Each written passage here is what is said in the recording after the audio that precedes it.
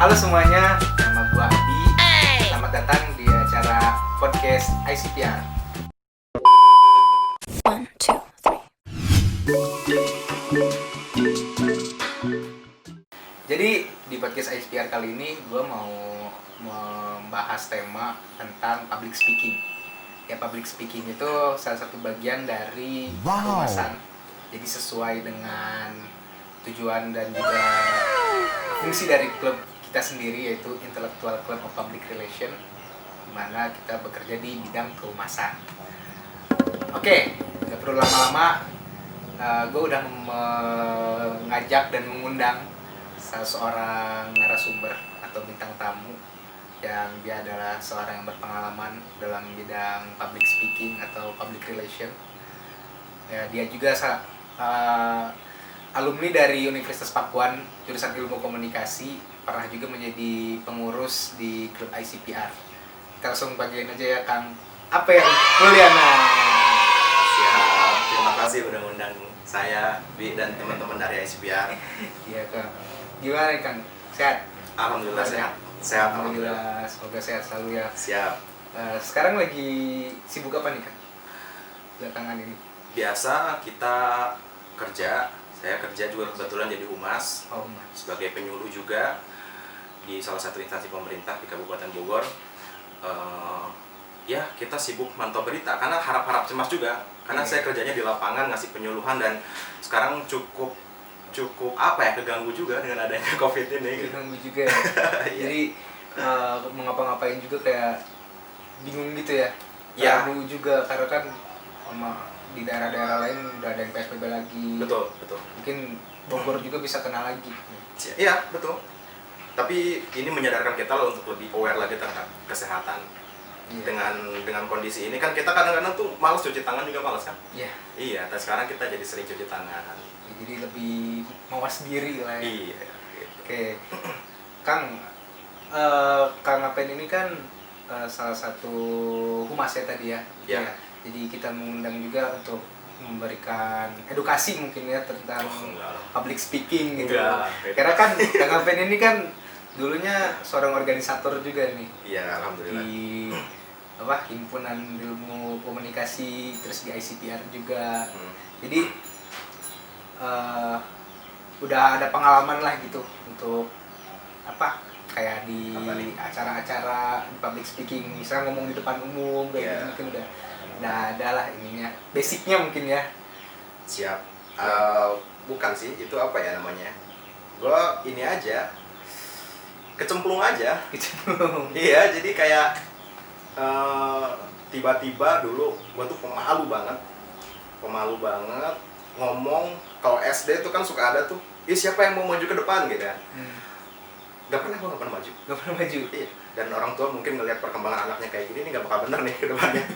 Akhirnya gue dilempar, ya udah lulus sekolah SD, masuk pesantren aja biar belajar ceramah katanya gitu. Ya kepaksa, gak mau juga. Disuruh naik juga gak bisa ngomong. Sering dilemparin, suruh azan kayak gitu. Tapi itulah pendidikan terbaik yang orang tua gue tahu kelemahan gue dan gue nggak tahu, dan dia kasih itu. Jadi kalau ditanya basicnya dulu gimana belajar public speaking, kecelakaan sih kayaknya. Kecelakaan. Jadi geseng aja gitu ya, geseng aja. Tapi akhirnya kepaksa dan lama-lama kebiasa. Iya, jadi terbiasa juga kan. Iya. Apalagi sekarang sampai di BNN gitu kerja. Ya, Itu kan berarti awalnya dari kecelakaan gitu ya. Ya, jadi buat kalian yang penonton gitu, coba-coba dulu aja ya. Coba-coba dulu, jangan ngerasa kayak nggak bisa atau apa. Betul. Karena kan yang kayak Kang Apen gini berawal dari kecelakaan atau misalnya atau nggak sengaja gitu kan, bisa buat masa depannya tuh jadi ini gitu. ya, terbentuk lah gitu. Iya. Ya, makanya jangan takut mencoba lah, intinya kayak gitu. Jadi kalau menurut Kang Apen sendiri nih, public speaking itu kayak gimana sih? Apa gitu public speaking? Ada salah seorang dosen yang bilang ke gue kayak gini, bicara itu mengulang kembali apa yang ada dalam pikiran kita. Iya. Bener kan? Jadi kenapa sih kita naik ke panggung nih, tiba-tiba blank. Ada kan kayak gitu? Hmm, hmm. Gak bisa ngomong apa nih, nggak tahu. Nah, jangan-jangan emang sebelumnya otaknya belum diisi. Hmm. Iya, iya. Iya.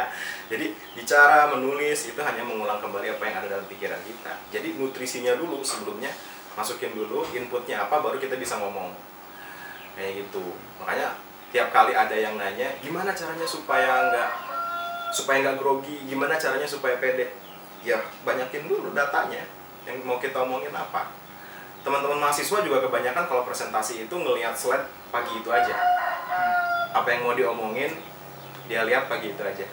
Kemudian diomongin. Dan itu kurang tepat menurut gue gitu ya. Karena harusnya dari malam kita udah mempersiapkan data apa yang akan kita omongin. Nanti di bagian mana nih harusnya teman-teman itu ketawa misalkan. Di bagian mana nih harusnya teman-teman ini serius. Nah itu harus disiapin. Jadi persiapan itu hal yang paling penting kalau mau kita melakukan yang disebut dengan public speaking itu gitu. Karena nggak kayak ngobrol biasa. Itu kan ada satu teori di komunikasi namanya agenda setting kan gitu. Itu kan settingan sebenarnya gitu, bener nggak? Benar-benar. Iya. Jadi apa yang udah kita siapin tuh yang kita ungkapkan, kita Iya. omongin itu yang sebenarnya udah kita siapin juga. Siap, kayak betul, gitu. betul. Dan sangat berbahaya kalau apa yang kita ucapkan hari itu adalah yang kita ucapkan pertama kali. Maksudnya gini, kita mau ngomong tentang dunia kesehatan, tapi nggak pernah riset tentang itu. Dan begitu disuruh naik ke panggung, yang pertama kali kita omongin adalah hal itu. Iya, iya. Itu Jadi bahaya kita banget.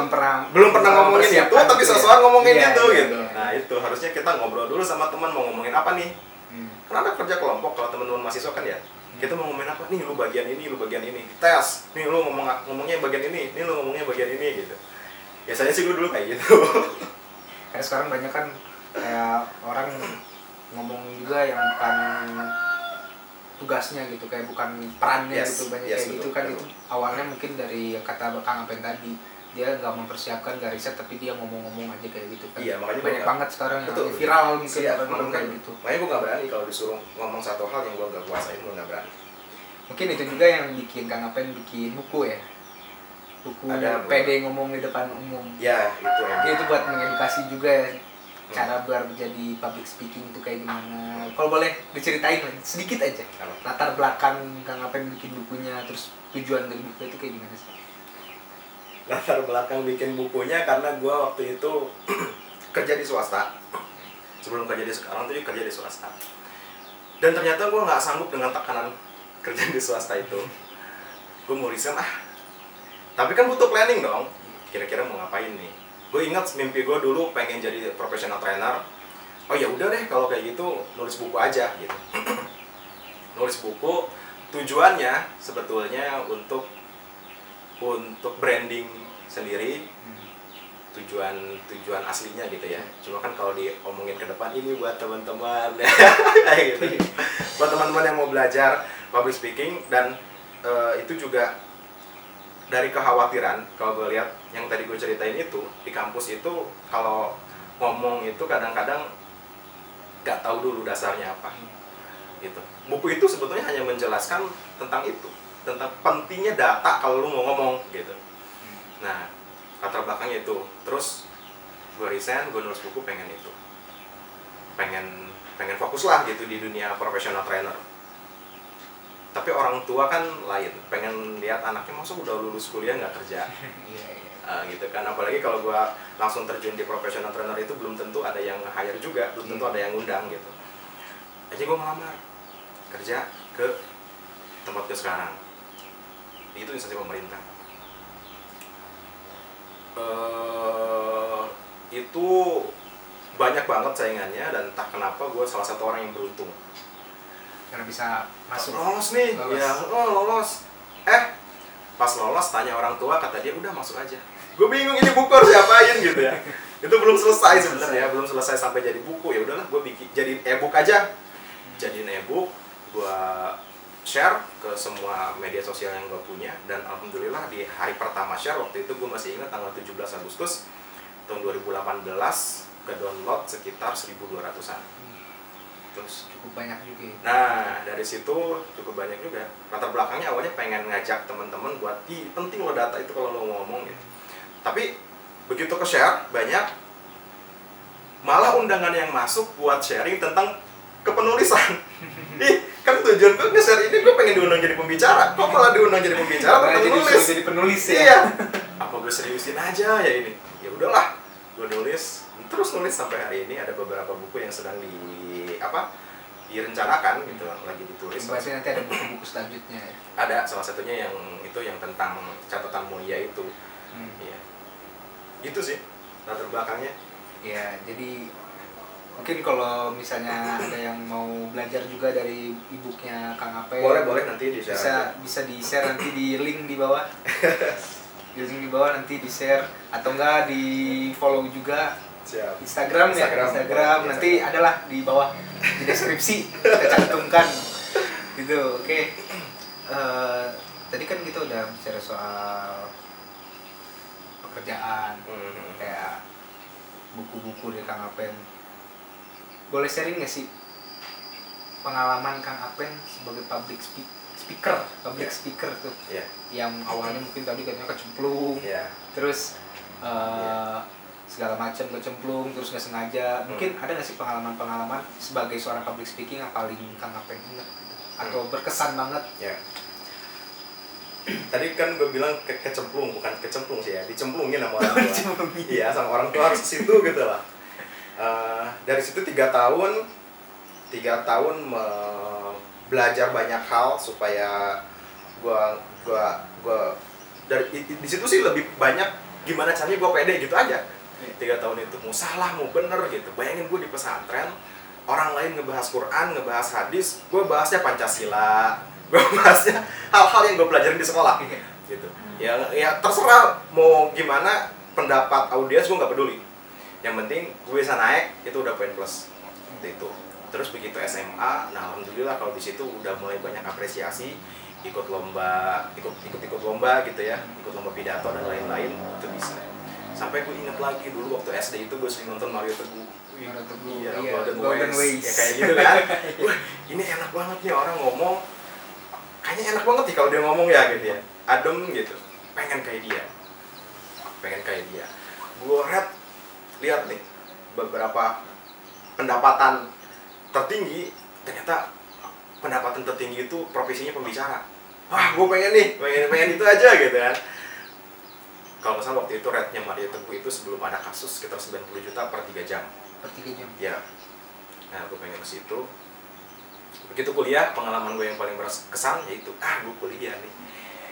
Masuk organisasi, alhamdulillah beruntung sekali lagi gitu ya.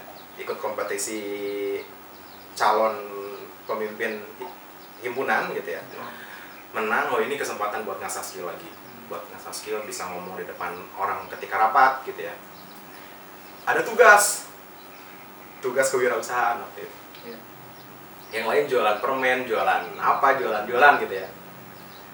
Gua sama tim, sama kelompoknya, gimana kalau kita bikin IO aja? Event organizer kita bikin seminar. Pembicaranya gua aja. Jadi bikin acara sendiri gitu. Iya, bikin acara sendiri, pembicaranya gue aja. Gue punya modul ini nih. Diliatin. Oh iya, bagus nih. Jadi seminar publik pertama gue itu pas tugas kuliah. Dan gue nggak ngerti kenapa adik-adik kelas gue beli tiketnya. Padahal gue belum siapa-siapa. Mereka beli tiketnya. Mungkin agak kepaksa juga kali ya. Beli tiketnya, selesai, ketagihan, ngomong itu ketagihan. Kalau udah ini ketagihan. Bikin lagi yuk. Banyak yang datang lagi, makin banyak. Bikin lagi, kita jangan sekampus, kita sebogor. Bikin lagi, publish targetnya waktu itu di atas 100 ya.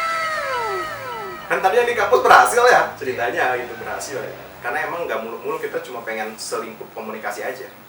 Begitu bikin lagi yang ke Bogor, kita sewa gedung masih ingat gue waktu itu, di Balai Kota. Koordinasi sama wali kota juga, sama bagian sekdanya maksudnya gitu ya, untuk pinjam gedung itu. Gedung udah disewa, udah dibayar biaya kebersihannya, tiket dijual, ternyata yang kejual cuma 30. Yang kejual cuma 30 tiket. Dan itu gua tampil kayak iya aja gitu ya. Dan yang datangnya ternyata karena brandingnya mungkin cukup bagus teman-teman waktu itu, ada yang manajer perusahaan, ada yang ini, gila ini orang. Jadi datang-datangnya tuh Datangnya dari gitu. dari Bandung, enggak sih, ada beberapa. Hmm. Ya kebanyakan mahasiswa. Cuma ada beberapa yang hadir dari Bandung sengaja datang ke sini. Gila, ini serius katanya. Itu udah sampai Bandung namanya nih. Ya Udah itu terkenal. iya, yang paling berkesan kayak gitu. Dulu sempat takut dan dicemooh juga sering gitu ya. Sering dulu tuh kayak kalau udah ngomong nggak udah stuck gitu ya. Wah, audiens tuh kejam-kejam. Udah azan aja, azan itu kan udah ada teksnya. Kayak gitu. Udah azan aja kata dia, suruh turun aja, turun. Tapi itu waktu ngomong di depan langsung digituin sama audiensnya. Waktu kapan itu? Kalau Waktu misalnya dulu. kayak Kang Apen udah stuck nih, Ya. ngomongnya langsung dicemooh gitu sama netizennya. Netizen. Nggak dulu. Kebiasaan kan sekarang netizen kan. Iya, Tapi sama. sama audiensnya waktu Sama. itu langsung dicemooh gitu. Iya, waktu SMP. Ya kan gue juga waktu Waktu SMP. anak kecil kayak gitu. Tapi kalau udah Pasti anak kecil. iya, waktu udah publish, bikin seminar publik kayak gitu, alhamdulillah enggak sih, enggak sampai kayak gitu. Dan sekarang kan gue sering keliling ke sekolah, ke kampus. Hal lain sih nggak ngomong itu gitu, nggak ngomong tentang people development, tapi lebih banyak ngomong tentang narkoba sekarang. Dan penyuluhan. Iya. Penyuluhan. Nah, kalau misalnya Kang Apen sendiri nih, kan misalnya lagi ngomong di depan nih, pasti kan ada yang namanya grogi. Siap. Terus nervous kayak gitu. Tipsnya deh dari Kang Apen gitu. Gimana sih cara kita menghilangkan grogi, terus gimana juga cara kita buat mempengaruhi si audiens gitu, membawa audiens itu ke dalam apa yang lagi kita omongin gitu. Itu dari Kang Apen sendiri gimana sih? Yang tentang grogi dulu ya. Yang tentang grogi dulu, yang pertama banyak cara. Biasanya kita di internet juga banyak lah gitu ya. Tarik nafas, minum dulu, dengerin musik dulu gitu kan. Banyak kan? Ngilangin emosi. Hal-hal yang lain gitu ya. Cuma itu teknikal. Teknikal. Mindset tetap aja grogi mah grogi. Jadi kalau gua akui bahwa kita sedang apa ya? Sedang grogi. Iya. Bener, gua pernah gini loh. Waktu itu diundang sama sekolah. Kebetulan tempat gua sekolah dulu di SMA. Dan audiensnya itu guru yang ngajarin gua ngomong. Jadi dia tuh pernah ngasih buku, nama judul buku dari Dale Carnegie, judulnya Stand and Deliver, bagaimana kita berdiri dan mendeliver pesan. Itu bukunya bagus banget, teman-teman bisa baca itu. Itu terus begitu naik, salah satu audiensnya dia grogi banget dong. Iya. Takut salah, takut yang diomongin gak Kalau sesuai. di depan juga ngeliat orangnya aja udah grogi. Iya. Udah bingung Iya. mau ngomong apa Udah gitu. bingung kan, Jangan kan ngomong pas udah ngomong sebelumnya aja udah grogi. Pakai teknik-teknik itu nggak berhasil. Iya. Udah tarik napas, udah minum, udah dengerin musik itu nggak berhasil. Sampai akhirnya gue ketemu sama satu kenyataan bahwa kenapa sih kita tuh ngomong di depan tuh buat apa tujuannya? Bener. Yang bikin kita grogi itu kadang-kadang kalau lagi kita ngomong pengen dipuji, pengen dilihat baik, pengen yang diomonginnya itu kedengarannya bener.